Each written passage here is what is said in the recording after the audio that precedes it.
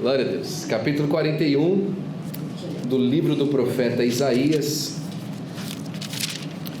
O Senhor colocou essa palavra no meu coração durante essa semana e eu estava sinceramente perguntando para Deus quem ia pregar, quem ia falar. Geralmente quem já congrega comigo há algum tempo sabe que eu não tomo para mim as oportunidades que o Senhor me dá como se fosse minha. Elas vêm do Senhor para nós. E eu sei que o Senhor levantou aqui nessa igreja, graças a Deus, muitos homens de Deus, não é? Alguns que às vezes ficam fugindo do púlpito, mas são homens de Deus também, que Deus está usando, não é? Que Deus está chamando, que Deus está levantando para fazer a sua obra para a glória do nome de Jesus. E assim Deus vai preparando a sua igreja, vai trabalhando na vida dos irmãos, vai expandindo o seu reino através da nossa vida. E para nós é um privilégio, irmãos, poder servir na obra de Deus. E nessa semana o Senhor colocou essa palavra no meu coração sobre a nossa visão. Eu sei que Paulo fala numa das suas cartas que nós vivemos por fé e não por vista, não é? E Abacuque diz que se o homem não tiver fé, o Senhor não tem prazer nele. Paulo repete isso, não é verdade? Paulo usa inclusive o exemplo de Abraão para trazer para nós essa percepção de que Abraão ele tinha essa expectação em Deus, e mesmo que a visão dele via as coisas se acabando, no capítulo 4, versículo 17 do livro de Romanos, ele falava assim: em esperança creu Abraão contra a esperança, que o Senhor lhe daria filhos. E eu sei que isso tudo é uma corrente na vida do crente, isso faz parte da nossa vida, só que eu tenho vivido um dilema, e talvez tenha sido o mesmo dilema que você tem vivido, que a nossa vida tem sido cercada de tantas e diferentes influências, não é? Tantas e diferentes opiniões. Antigamente você podia abraçar, por exemplo, a ignorância de um assunto para poder manifestar fé. Eu vou dar um exemplo para você. Como eu não sei o que está acontecendo, eu vou crer em Deus. Mas hoje é tanta informação que você cai no erro de achar que sabe o que está acontecendo. Você cai se eu posso falar assim, na besteira de tentar acreditar que você sabe o que está acontecendo. Porque você é uma pessoa muito bem intelectualizada, você é informada, você lê os jornais todos os dias, não é? E você é tão assim cuidadoso que você não só lê um jornal, você lê um jornal da direita, à esquerda e do centro, né? Para saber se você tem uma informação, né, doutora jornalista, não é? Uma informação bem arraigada, não é verdade? Você vai atrás dos fatos. E hoje os programas nos ajudam tanto, não é verdade? Hoje o político fala e tem uma pessoa anotando lá o fact checker, não é? E ele vai checar se o fato dele está contundente com a realidade das coisas. E você se cerca de tantas coisas que ter fé hoje às vezes é um assinte à sua intelectualidade. Ter fé hoje, você acreditar em Deus além das circunstâncias, parece que às vezes é uma ofensa à sua intelectualidade e à sua percepção da realidade da vida. E essa semana o Espírito de Deus me tocou muito a respeito desse assunto. Porque são tantos de nós vivendo nessa prisão da informação, na prisão da liberdade da informação, não é? Hoje em dia, por exemplo, os governos do mundo até aí passaram leis, diferentes governos do mundo passaram leis, né? A lei de acesso à informação, né? E aí a gente vai lá, manda um formulário para o governo e o governo responde para a gente a verdade. Até parece, né? Mas a gente sente que, sabe, parece que a coisa está aberta, não é? Tanto em lugares como o Brasil, que tem um governo completamente oposto ao dos Estados Unidos, os dois governos dizem a mesma coisa: somos o governo mais transparente da história. E todos nós queremos ser transparentes nas nossas, não é? Na nossa maneira de viver, não é? Na nossa opinião, não é verdade? Olha, eu sou uma pessoa transparente, não é? Capítulo 41 de Isaías, ele foi um profeta, você sabe disso, um dos maiores profetas messiânicos. E a maioria dos comentaristas acredita que Isaías foi o principal profeta que falou sobre o Messias, mas eu coloco ele ali junto com Davi, porque Davi também foi profeta. E Davi nos seus salmos falou muito do Messias. E nesse enredo aqui que a gente olha, tão bonito, Isaías, quando foi organizado como um livro só, ele na verdade era 2 livros. É interessante que Isaías é considerado uma mini-bíblia. Até o capítulo 39 é a primeira parte do livro de Isaías. E do 39 para frente, do 40 até o 66, é a segunda parte do livro de Isaías. Olha que interessante. O Antigo Testamento tem 39 capítulos e o Novo Testamento tem 27 capítulos. Exatamente como está organizado o livro de Isaías. É muito interessante de perceber isso, não é? E quando esse barulho parar, eu vou continuar falando. E a gente percebe que esse capítulo 41 está na segunda parte. E os comentaristas vão dizer, os historiadores a respeito desse livro, que do 40 até o 66 ficou selado. Esse livro não foi aberto até ser aberto durante o exílio. Então, se você olha os primeiros 39 capítulos de Isaías, Isaías está descendo a marreta no povo. Está sendo duro, trazendo, arrependam-se, não é? Olha, vocês precisam de olhar para a realidade da fé de vocês precisam de mudar a maneira de viver, mas a partir do 40 ele muda o enredo do livro. Ele muda a maneira pela qual ele está tratando as pessoas. Ele traz uma palavra agora de esperança, de expectativa. E o versículo de número 8 que nós vamos ler, me acompanha aí, ele começa assim: mas você, Israel, meu servo, você, Jacó, a quem escolhi, você, descendente de Abraão, meu amigo, você quem eu trouxe dos confins da terra e chamei dos seus cantos mais remotos, a quem eu disse, você é meu servo, eu o escolhi e não o rejeitei. Não tema, porque eu estou contigo. Não fique com medo, porque eu sou o seu Deus. Eu te dou força, sim, eu o ajudo. Sim, eu seguro com a minha mão direita, a mão da minha justiça. Eis que serão envergonhados e humilhados todos os que se enfurecerem contra ti. Os que lutam contra você serão reduzidos a nada e perecerão. Você procurará os que lutam contra você, porém não os achará. Serão reduzidos a nada, a coisa de nenhum valor, os que fazem guerra contra você. Porque eu, o Senhor seu Deus, o tomo pela mão direita e lhe digo: não tenha medo, pois eu te ajudarei. Glória a Deus. Que palavra de conforto, que palavra de consolo, obrigado a mim, não é? Da parte do Senhor para Israel. Agora Israel, quando recebe essa palavra, está no exílio. Israel, quando lê esse texto, quando o texto é apresentado como profecia a eles da parte do Senhor, eles estavam cativos. Nada do que o texto dizia era aparente aos olhos.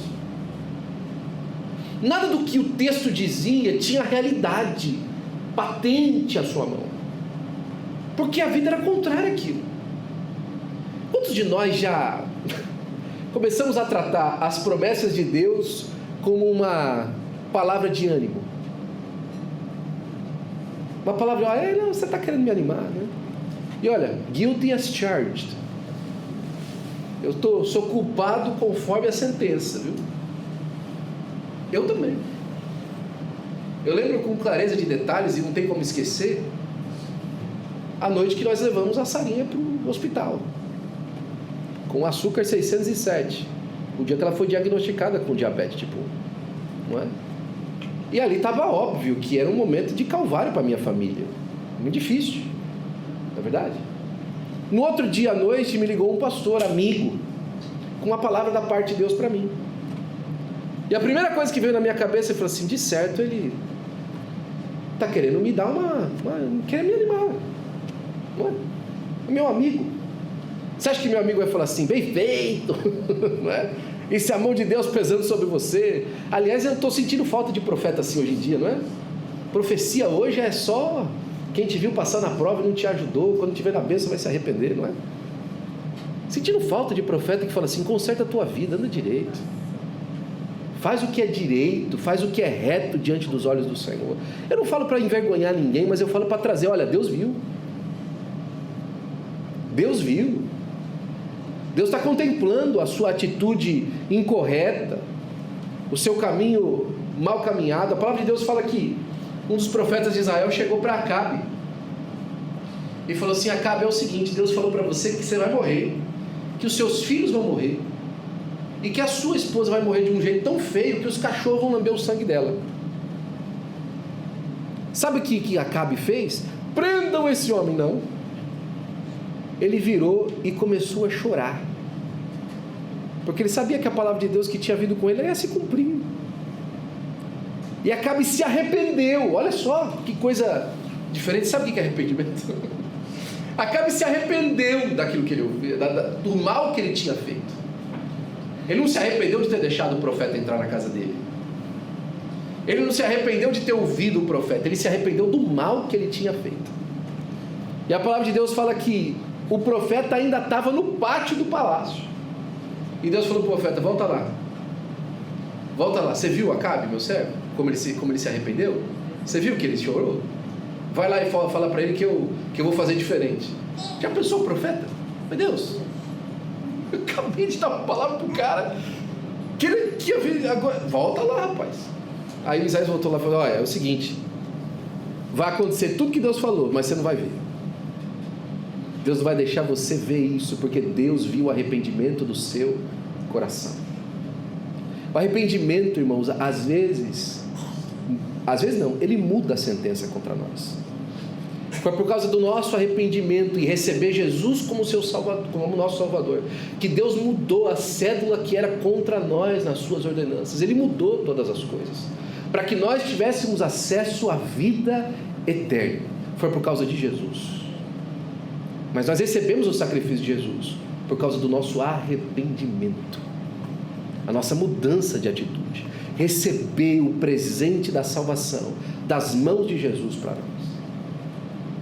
E aqui Isaías está trazendo essa palavra para esses compatriotas israelitas, em um tempo que ele não ia ver, de um tempo que ele não ia estar. E talvez aqueles compatriotas estavam olhando para aquela palavra dizendo assim: Senhor, como é que isso aí vai acontecer? Quando é que isso vai acontecer? É por isso que a palavra que Deus colocou no meu coração, ela é alguma coisa muito simples para nós. E se ela pudesse ter um tema, eu poderia falar assim para você: que o céu está preparando o nosso futuro enquanto você apenas vive o seu presente.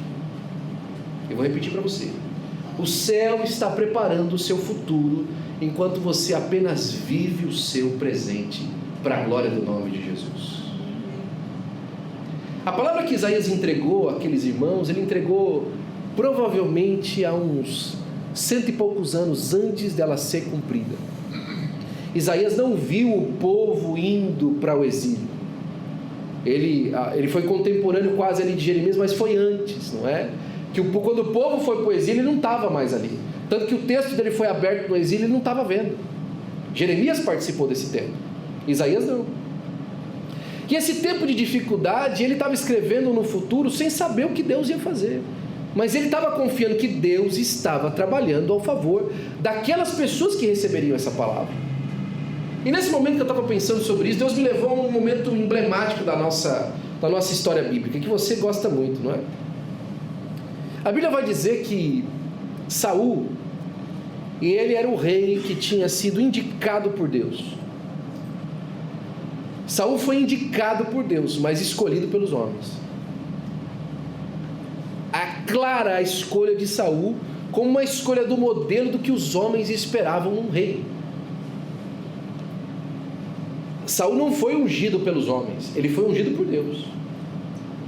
Ele foi autorizado por Deus, mas ele era claramente uma escolha humana. A palavra de Deus vai dizer que do ombro para cima, ninguém era igual a Saul lá. Saul era grandalhão, não é? A palavra de Deus fala que ele era um homem bonito. Ela dá para nós um enredo de que ele era um homem muito bem apessoado, um grande guerreiro, um lanceiro, não é? Um homem de batalha, um homem sério. E Deus, no início do governo de Saul, fez coisas extraordinárias.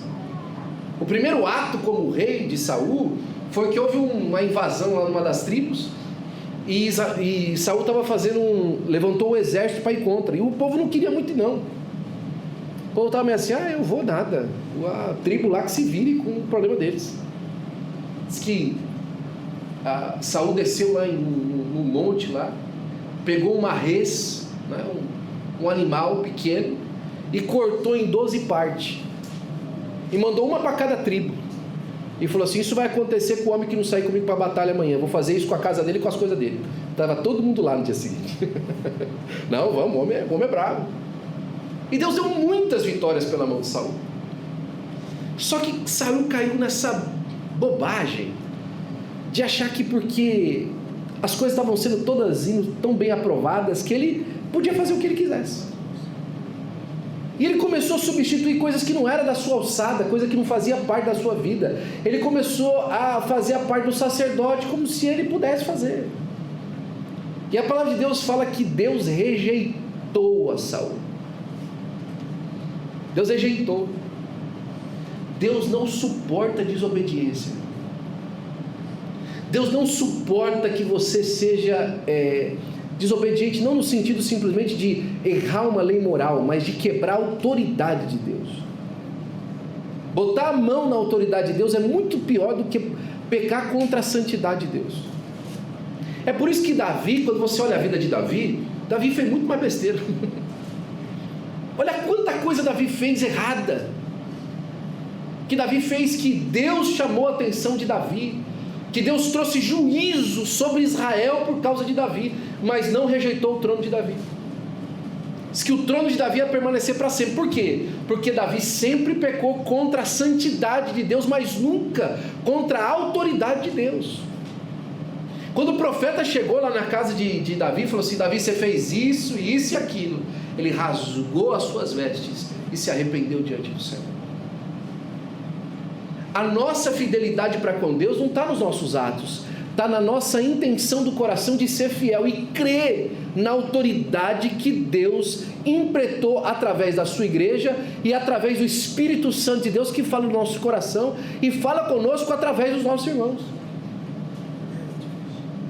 A Bíblia vai dizer então que chega um ponto que Deus já não aguenta mais e fala assim para Samuel: olha, Samuel, desce lá em Belém e vai na casa de Jessé o belemita, porque eu escolhi dentre os filhos dele um para mim que vai me substituir. E Samuel, ele parece que ele já estava vivendo muito tempo, já estava fazendo serviço há muito tempo. Sabe como é que eu entendo que as pessoas estão fazendo serviço há muito tempo? Que elas começam a discutir com quem está dando a ordem. Quando você é novo no trabalho, não é verdade? O chefe fala assim para você: faz tal, fulano, você levanta e vai. Mas o tempo vai passando, você vai ficando, amigo do patrão, na verdade? E aí o tempo vai passando, você fala: não, mas espera aí, você vai querendo entender melhor do trabalho, na verdade? Eu já estou fazendo isso há tanto tempo, eu já sei como é que funciona aqui na empresa, é verdade ou não é? E aí Deus falou assim para ele: vai lá, Samuel. Samuel falou: espera aí, se eu for lá, Saul vai saber e ele vai querer me matar. Não dá assim. Peraí, Deus, deixa eu, vamos conversar aqui. Será que é assim mesmo que vai fazer? Irmão, até o profeta de Deus começou a viver pela vista. Até às vezes aquele que está com a palavra de Deus na mão para fazer cumprir, começa a viver pela aparência do que as coisas vão se tornar. Começa a colocar no coração: e se as pessoas virem isso aqui, como é que elas vão julgar isso aqui? E aí Deus dá uma estratégia para Samuel. Sabe por quê? Porque parece que esse negócio de ir a segunda milha, que Jesus nos ensinou, é Deus quem vai com nós primeiro, sabia? Olha, deixa eu falar uma coisa para você que o Espírito de Deus me falou aqui agora. Tem algumas famílias aqui que Deus tem ido a segunda milha com vocês há muito tempo. Você sabe que eu não sou de fazer isso. Mas deixa eu falar para você mais uma vez. Há algumas famílias que Deus essa manhã está lhe dizendo: olha, faz tempo que eu estou indo a segunda milha com vocês. A ordem já foi dada há muito tempo atrás, mas faz tempo que eu tenho andado a segunda milha com vocês. E Deus falou para Samuel: vamos fazer o seguinte, Samuel, então pega um cordeiro aí para você sacrificar e fala quando você chegar lá em Belém que você foi sacrificar. Olha só o que Deus fez. Eu vou dar para você um argumento para que você nem precise mentir e nem precise deixar de me obedecer. As situações na nossa vida que Deus nos coloca para fazer, para que nós possamos obedecer. Porque obedecer por fé você já não consegue mais. Você precisa de incentivos, precisa de ajuda, né? Vou ajudar você. Você precisa de fé para obedecer, você precisa de obedecer, eu vou te dar uma ajuda. Eu vou colocar uma reis aí para você, você vai lá e sacrifica a reis. Aí você fala que você veio sacrificar reis e cumpre o que eu estou te mandando fazer. E diz que ele chegou lá na casa do Jessé. Primeiro que quando Samuel chegou, todo mundo ficou, né? Ih, rapaz, o pastor quer vir aqui em casa, né? O que será que ele quer na minha casa? O que será que o pastor quer fazer na minha casa? De vez em quando a gente vai fazer visita para alguém e os irmãos ficam assim, meu Deus do céu, o pastor quer vir aqui em casa. O que será que ele quer fazer aqui em casa? Quer sacrificar com você, irmão. Não é? Vamos lá, vamos fazer o sacrifício junto. Vamos apresentar para o Senhor a nossa oração, um sacrifício de paz, né? E chegaram a pessoa da cidade, é de paz a tua vinda? Aí Samuel falou, é de paz. Vim aqui sacrificar com vocês, de paz e tal. E aí ele foi lá na casa do Jessé. E aí falou para o Jessé, Jessé, é o seguinte, eu preciso de enfileirar seus filhos aí. Bota todos os seus filhos em fileira aí, porque nós temos um trabalho para fazer. Diz que a hora que o primeiro apareceu, Davi falou, Deus não erra mesmo, hein? Samuel falou, né? Deus não erra mesmo, hein? Rapaz, olha, ó, cara de rei. O homem tem até um jeito de rei. Olha só, peitão grande. Aí, rapaz, oi, esse moço, rapaz, já estou pensando nas fotos do gabinete real. Olha, rapaz, Deus sabe o que faz, né? Aí Deus fala assim, não é esse não, Samuel. Ah, não? Então é o próximo. Também, não é? Tá certo, também não é não. E vai passando um, vai passando o outro, vai passando o outro, vai passando o outro. O que me deixa intrigado é que Samuel era fruto de uma improbabilidade. Quando você olha para a história de Samuel foi entregue pela sua mãe, que era estéril, e nasceu de um milagre, que foi seu pai e sua mãe poder ter um filho com a Ana. E quando Samuel nasce, ele é entregue para o templo, ele é entregue para trabalhar no templo, só que o sumo sacerdote era Eli, e por consequência, os filhos de Eli seriam substitutos dele. Mas uma determinada noite, você conhece a história, Deus chama Samuel e dá para ele uma visão que ele ia substituir Eli, mas ele era improvável. Quando você vai cavucar a história da família do tal de Samuel, você vai descobrir que ele era de uma família de rebeldes. Ele é da família de Coré. Eucana era filho de Coré. Você lembra quem foi Coré? Coré foi um daqueles que levantou no deserto contra Arão. A terra abriu e engoliu ele. A Bíblia vai dizer lá em Números 26 que os seus filhos não morreram. Agora está lá Samuel, sumo sacerdote. Irmão, às vezes a nossa história a gente não percebe que nós estamos aqui por causa do ato da expectação de Deus, um ato dando milagre de Deus na nossa vida. E mesmo sendo um fruto do milagre de Deus na nossa vida, a gente ainda continua olhando para a circunstância. A gente se acostuma com a fé. A gente se acostuma com a nossa caminhada com Deus e começa a ver, não, é aquela época. Foi quando eu era mais jovem. Foi quando eu cheguei aqui, eu vi milagres de Deus, mas aí a vida passou. Né? Tem uma história que o pessoal conta que tinha um crente novo e um crente mais antigo na igreja, né? E o crente falou assim, meu irmão, que bênção, nós viemos para o culto hoje, nós estamos aqui juntos, e chorava, não é? E levantava a mão e falava em língua estranha, e vinha abraçar os irmãos, e trazia as pessoas para a igreja e tal. Aí chegou aquele crente mais velho, meu amigo, quando eu me converti, eu era igual a você, eu era assim, animado igual a você, né? Aí o rapaz olhou e falou, então eu vou orar para Jesus para nunca ficar igual a você, então. Para mim nunca ficar um crente velho, para mim que nunca deixar de ter a esperança, a expectativa das coisas que Deus faz, em qualquer fase da minha vida, em qualquer momento da minha vida. A nossa fé não pode envelhecer, irmãos. A nossa esperança naquilo que Deus faz das mãos de Deus não pode envelhecer. Você pode ter 90 anos de idade, Busque sempre ser uma pessoa avivada na presença de Deus, que confia nas mãos de Deus estendidas para a glória do nome de Jesus. Se esforce para isso. Esforce o seu coração para crer em Deus. Seja crente. Seja crente para a glória do nome de Jesus. A Bíblia vai dizer que todos os irmãos de Davi passam, e Samuel olha para o Jessé, depois de já ter tomado um puxão de orelha de Jesus, né, de Deus. Olha, o Samuel, os homens veem a aparência, né, mas eu vejo o que está lá dentro. Irmãos, Deus sabe o que Ele colocou dentro de nós. Deus não errou quando chamou você. Deus não errou quando mandou uma palavra para a sua casa e para a sua família. Deus não errou. Você pode falar, o pastor está doido, o pastor é maluquinho. O pastor, sabe o que é? É esse obreiro empolgado, entendeu? Gente empolgada é difícil lidar, irmão. Porque toda hora está animado com alguma coisa e está querendo, sabe? Deus não erra. Deus não erra. Deus sabe o seu endereço, onde você mora. Deus sabe quantos fios tem na sua cabeça. Deus sabe quantos fios já não tem mais na sua cabeça. Deus conhece você. Deus conhece o íntimo do seu coração. Deus conhece as suas expectativas. Deus sabe o que você veio esperando aqui nessa manhã. Deus sabe quem você é. Deus conhece você para a glória do nome de Jesus. O texto vai dizer então que Samuel olha para Jessé e fala assim: acabaram-se os mancebos? Não é? Como aquela expectativa assim, mas não é possível, porque nós viemos aqui para ungir um rei e não é nenhum dos meninos. Alguma coisa que está errada não está certa. Alguma coisa aconteceu aqui que não conecta com o que está acontecendo. Será que eu não ouvi mais a voz de Deus? Será que não era para ser?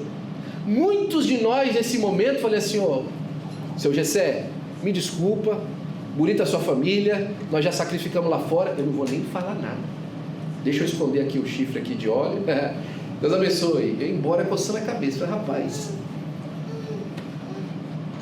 eu tinha tanta certeza que Deus tinha me mandado lá. Deixa eu contar uma história para você. Você talvez já ouviu essa história algumas vezes aqui, porque eu sou repetitivo para que você aprenda. Eu lembro que eu estava num culto de madrugada na nossa sede, e a gente fazia um culto matutino, e naquela manhã eu estava pregando, estava eu e mais 4 pessoas na igreja.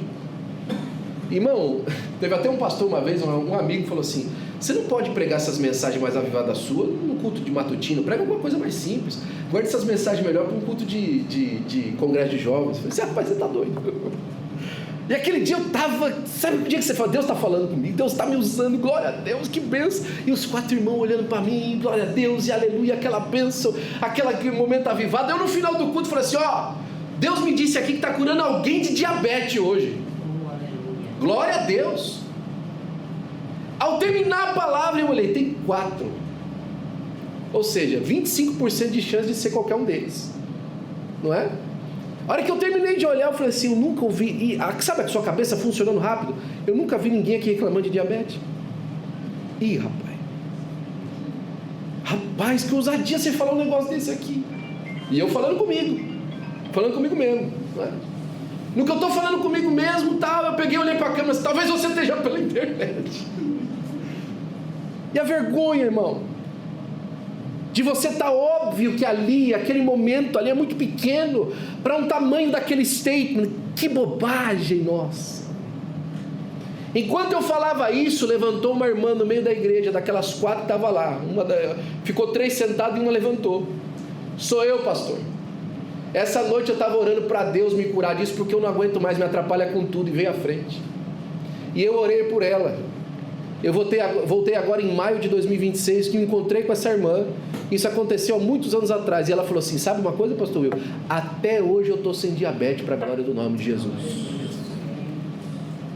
A vontade que a gente tem é se esconder, quando parece que aquilo que Deus mandou fazer não vai acontecer. Quando parece que aquilo que Deus mandou a gente abraçar tem espinho, é apertaria. Rapaz, eu achei que quando eu abraçasse eu ia sentir, sabe, um arrepio, que eu ia pular. Mas é tão simples. Sabe, é tão normal. Por que isso aqui é normal? Por que não tem um anjo voando aqui? Não é? Você não está vendo. Por que não tem uma brisa aqui e tal? É que você não está mais sentindo. Mas o anjo, a brisa, ela vem para aqueles que estão com o espírito pronto para receber para a glória do nome de Jesus. Acabaram-se os mancebos. Aí o José falou, ainda falta o menor. Mas peraí, a ordem não tinha sido para trazer todos os filhos? Por que não trouxe o menor? A teologia vai especular o motivo, não é? Porque Davi não era filho legítimo de Jessé, é porque o pai não tinha expectativa nele. O fato é, seja o que for, Davi não estava lá. Para a reunião com o profeta, o pai não achou conveniente trazer o filho, o menor. Mas deixa eu falar uma coisa para você. Seu Pai Celeste achou conveniente trazer você aqui hoje para ouvir uma palavra para você e para sua casa, para a glória do nome de Jesus. O Espírito Santo de Deus achou conveniente que você estivesse aqui, não esqueceu de você. Ainda falta o menor. Então vai chamar. Porque ninguém vai sentar na mesa enquanto esse moço não chegar. Olha a ordem do profeta, na casa dos outros. Sabia que tem coisas, irmãos, na nossa casa, sendo impedidas por Deus, até que nós cumpramos a ordem do Senhor? Tem coisas na sua casa e na sua família, que estão sendo impedidas por Deus, até que você obedeça a última ordem que o Senhor te deu. Até que você traga aquele último pedaço que está faltando, para a glória do nome de Jesus. O texto vai dizer que então que Davi chega, e ao chegar em casa, o Samuel destampa o chifre de azeite e derrama sobre a cabeça de Davi, para espanto de toda a família. E naquele dia, a palavra de Deus fala que o Espírito de Deus se apoderou da vida de Davi, tomou a vida de Davi para ele. Agora eu acho tudo isso muito bonito, mas o que eu fico pensando, onde é que estava Davi? Davi estava no pasto, pastor. Sim, mas onde é que estava a cabeça de Davi? Você já parou para pensar nisso? A Bíblia vai dizer que Davi estava no pasto e chegou em casa, que alguém foi chamar e ele chegou. E o coração de Davi estava, pastor, a gente só pode especular, é pouco. Mas se a gente for para o Salmo 23, a gente consegue não só especular, mas consegue ter um pouquinho de certeza de como é que andava o coração de Davi. Irmãos, mais uma vez, a palavra que Deus trouxe ao meu coração é que você não está vendo, mas Deus está trabalhando num enredo para abençoar você e a sua família. Deus está trabalhando num enredo para que você seja abençoado, para que a sua família seja abençoada por Deus, seja prosperada pelo Senhor. Deus está trabalhando, você não está vendo, mas Deus está trabalhando. Você não consegue enxergar, não está patente aos seus olhos. Tem uma festa acontecendo lá, que você nem sabe o que está acontecendo em casa. Talvez Davi, do alto da colina, conseguia ver a fumacinha lá do quintal da casa dele lá de longe. Ele na casa da ovelha, ele falou, está tendo churrasco em casa? O pai chamou alguém? E lá cuidando das ovelhas e tal, bateu. Sabe quando você fica batendo e olhando para longe assim? Não é? Você estava olhando, está acontecendo alguma coisa lá. Talvez ele conseguia ver de longe da colina a fumacinha de casa subindo. Está tendo festa lá em casa. O que será que aconteceu? É aniversário de alguém hoje? Não é?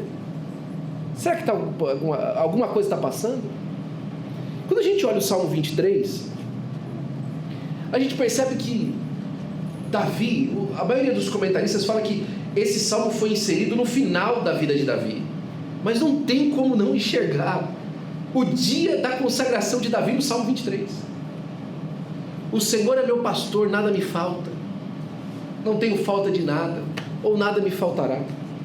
Não é? Eu gosto da versão que diz nada me falta, porque ela quer dizer o seguinte: se o Senhor é meu pastor, não está faltando nada.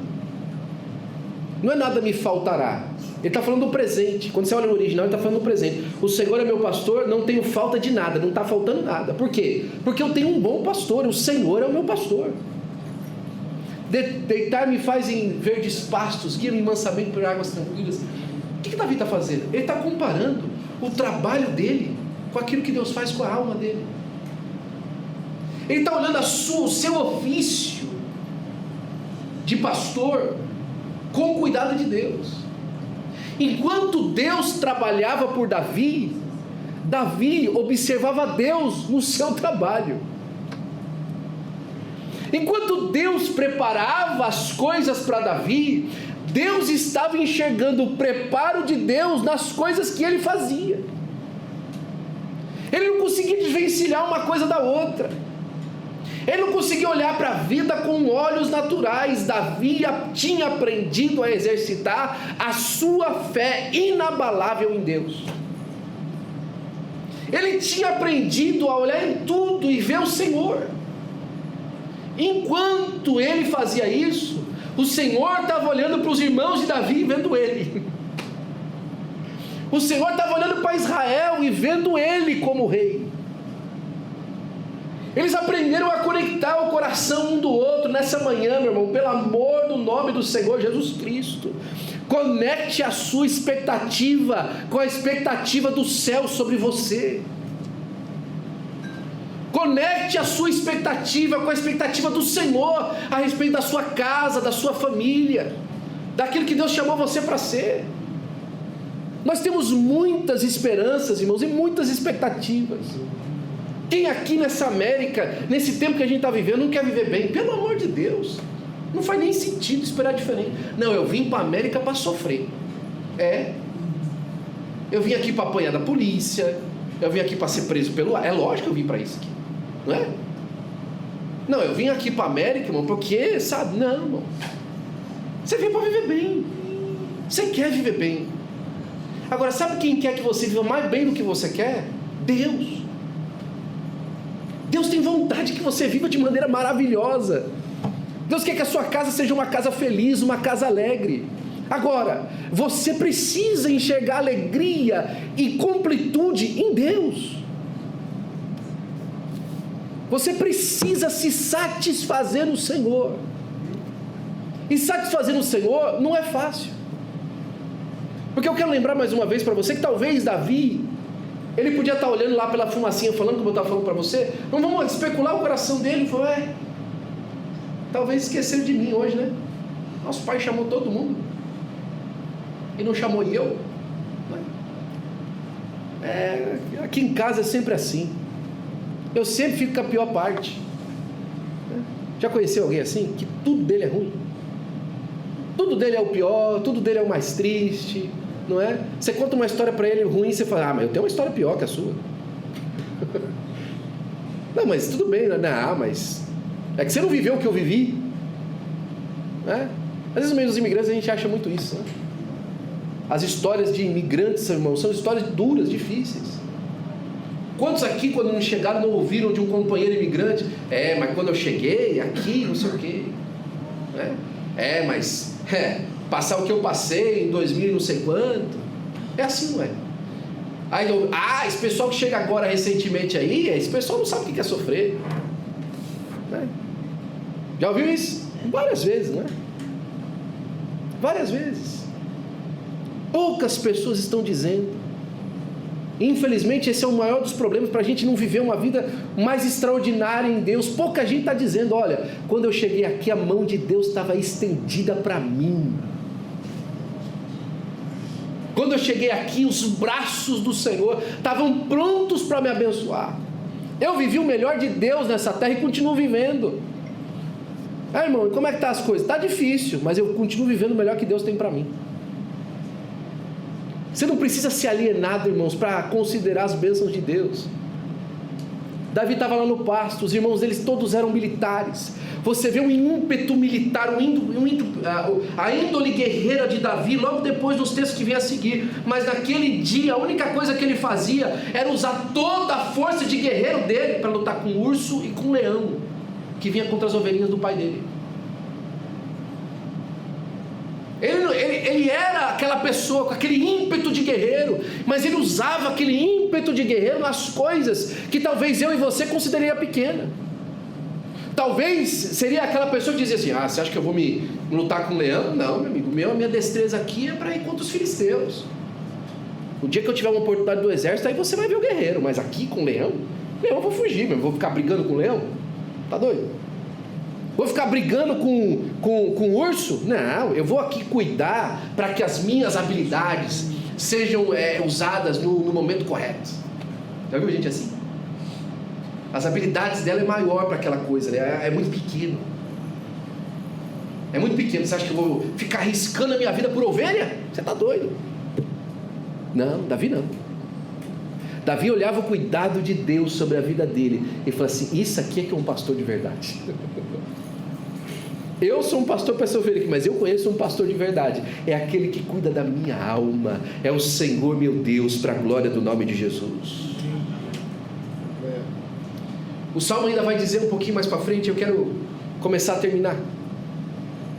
Isso mesmo, eu começo a terminar. Falta mais 2. O Salmo ainda vai dizer mais para frente que no meio do Salmo acontece uma reviravolta, não é? Porque ele fala assim: unge a minha cabeça com óleo, né? Guia-me mansamente. Depois ele fala assim: unge a minha cabeça com óleo, prepara para mim uma mesa na presença dos meus inimigos. Mas que hora que a ovelha veio para a mesa? Primeiro você estava no pasto, sendo cuidado por um pastor. Agora no meio do caminho você tem a cabeça ungida com óleo e está sentado numa mesa. No meio do dia do pasto ele foi chamado em casa, não foi? E ao chegar em casa ele foi ungido na cabeça, não foi? E teve que sentar na mesa e olhou em volta dos irmãos dele, todo mundo com um dente, com fome e com raiva. Quando você olha a história de Davi, os primeiros anos, os irmãos dele eram muito contra Davi. Quando ele chega para lutar com Golias, o irmão dele mais velho fala assim: eu conheço a petulância do seu coração. Você é um rapazinho prepotente, a prepotência do seu coração. Você é um rapaz prepotente, hein, seu Davi? Inventou esse negócio de trazer pão aqui e queijo para ver guerra. Rapaz, se coloca no seu lugar. Com quem que está aquelas poucas ovelhas do nosso pai? Com quem que você deixou aquelas suas poucas ovelhas? As pessoas continuavam vendo Davi pela circunstância dele, mas ele já tinha mudado a cabeça dele. Ele continuava enxergando o que Deus estava mostrando para ele que seria. Ele insistia em enxergar os olhos de Deus olhando para ele, as mãos de Deus estendidas para ele. Unges a minha cabeça com óleo, meu cálice transborda.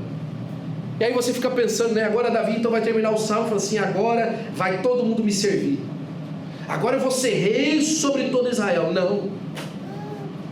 Ele termina o salmo dizendo assim: de certo que a misericórdia e a graça de Deus me seguirão todos os dias da minha vida, e habitarei no templo do Senhor por longos dias. E aí eu costumo fazer um paralelo. Davi tinha acabado de receber uma promoção de flipador de hambúrguer no McDonald's para CEO da empresa. Tinha acabado de mudar. Ele era a pessoa que ficava lá virando os hambúrguer. Aí vem alguém e passa falando: a gente está precisando de um presidente para a empresa, agora vem aqui, você mesmo, tá virando os hambúrguer aí. E aí, entra aí na sala, essa aqui é a sua sala, tal, você vai trabalhar aqui agora. A primeira coisa que vem na cabeça de Davi: vai sobrar mais tempo para mim ir para o culto, vai sobrar mais tempo para mim servir a Deus,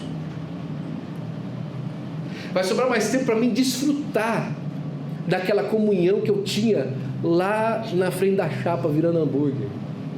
Irmão, essa é uma manhã para você reconhecer o Senhor da sua vida de verdade, e saber que enquanto você está aqui, com todos esses dilemas que você trouxe para a casa do Senhor hoje, Deus está trabalhando pela sua vida. Agora, se apegue com Deus, se apegue com Jesus nessa manhã, para a glória do Senhor. Paulo diz aos Efésios que aquele que é poderoso para fazer cumprir infinitamente mais daquilo que pedimos ou pensamos. Ele dá para nós a entender, irmãos, que aquilo que Deus tem para oferecer para nós, Ele é além daquilo que a gente pode imaginar. Você tem imaginações extraordinárias sobre o seu futuro, vivendo uma vida para com Deus? Você não viu ainda o que Deus tem preparado. Você não sabe ainda o que Deus tem para você, irmão. Você acha que a sua mente é uma mente mais criativa do que a mente de Deus? Você acha mesmo que você consegue pensar alguma coisa mais extraordinária do que Deus pensa? Às vezes a gente fica olhando para a natureza e fica observando. Me ajuda, filha, por gentileza. A gente fica observando as flores, não é? Fica observando os frutos. Eu não sei se você lembra a primeira vez que você viu uma flor virando broto, depois virando fruta. Você já viu isso alguma vez? Uma romã, por exemplo, que a flor de romã e tal, depois ela fecha e vira aquele fruto cheio de semente dentro. Você corta e tem toda aquela... Você fica falando, gente do céu, como é que isso aí aconteceu? Olha que coisa extraordinária. Aí alguém fala assim, não, isso é a natureza. É a natureza. A natureza que Deus criou é extraordinária. Sabe, você fica vendo a história da vida de cada um de nós. E aí você fala assim, às vezes você olha para a vida do irmão e fala, é normal. Isso é normal? Não, é extraordinário o que Deus fez. É extraordinário como Deus cuidou, é extraordinário como Deus estendeu as suas mãos. É extraordinário como cada família chegou aqui nessa manhã. É extraordinário como a sua família foi abençoada essa semana. É extraordinário como Deus estendeu as suas mãos sobre você nesse lugar. É extraordinário o que Deus está fazendo para a glória do nome de Jesus. É extraordinário. Não é simples não, é extraordinário. Agora, tira os seus olhos das notícias dos homens e começa a observar a notícia que vem do céu para você nessa manhã. A notícia que veio da parte de Deus. O Senhor está mandando do céu hoje uma notícia para você. Deus está trabalhando por você e pela sua casa. Acredite e confie em Deus. Abraça essa palavra nessa manhã, em nome de Jesus. Fique de pé, por gentileza, eu quero orar por você.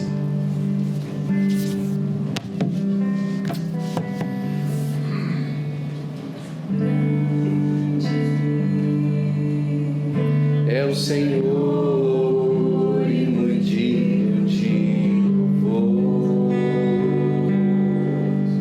na cidade do nosso Deus, seu santo monte.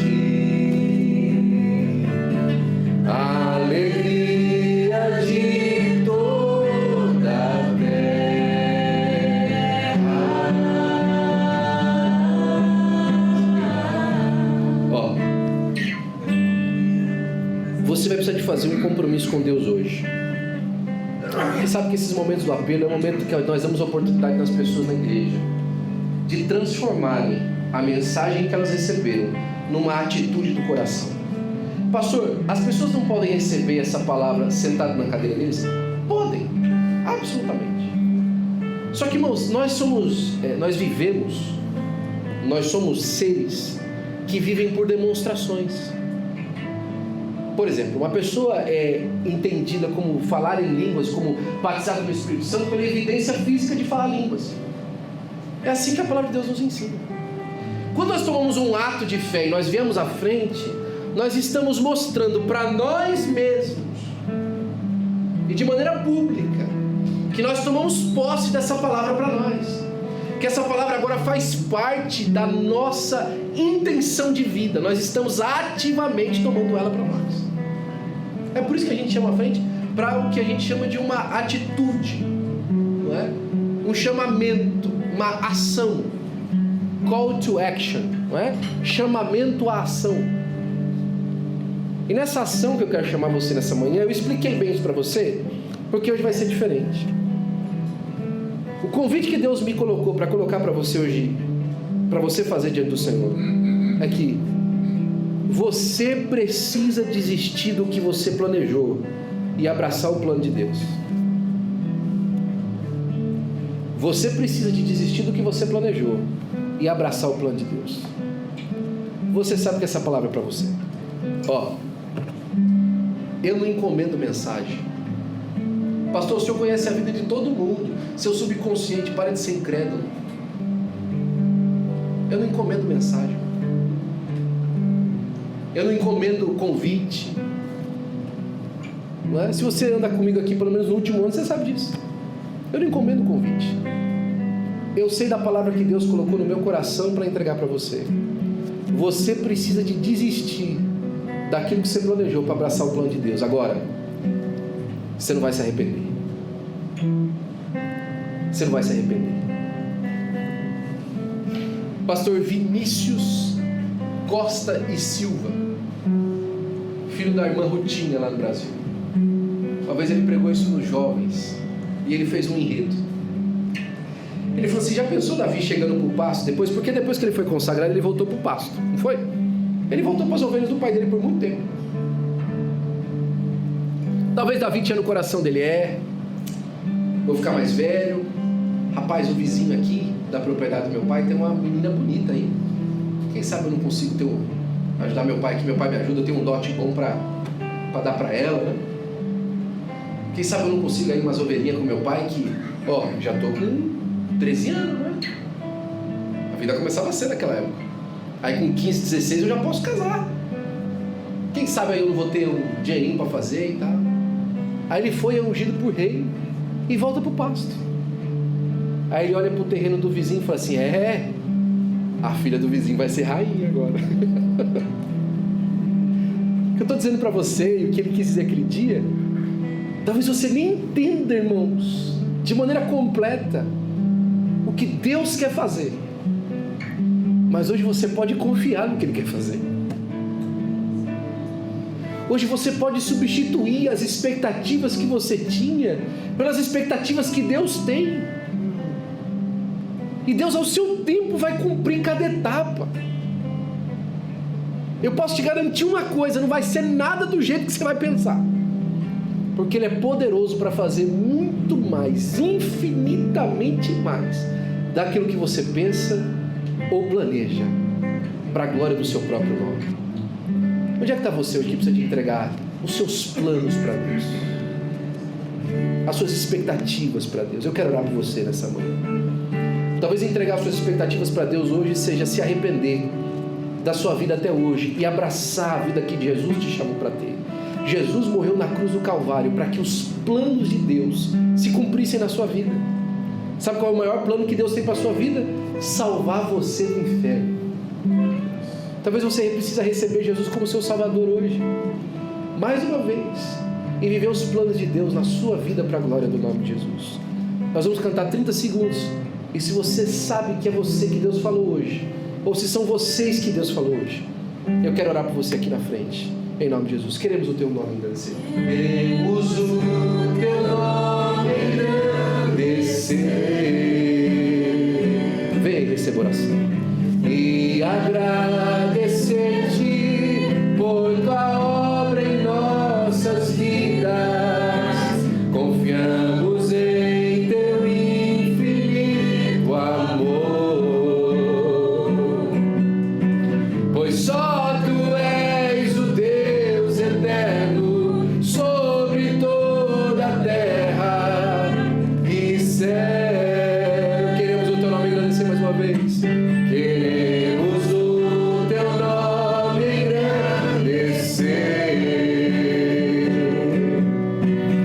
e agradecer-te por tua obra em nossas vidas. Confiamos em teu infinito amor,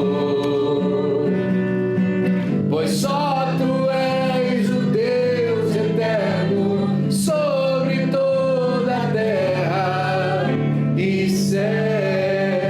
Senhor, meu Deus e meu Pai, em nome de Jesus, seu Filho, Senhor, eu quero apresentar a vida de cada um de nós diante de ti, Senhor. Senhor Pai, o Senhor sabe, Pai, que nós viemos na tua casa hoje para ouvir uma palavra da tua parte. Senhor, nós precisamos da palavra que vem da tua parte. Senhor Pai, nessa manhã nós pregamos, Senhor Pai, segundo o teu Espírito Santo, ao coração dos teus filhos, ó Deus.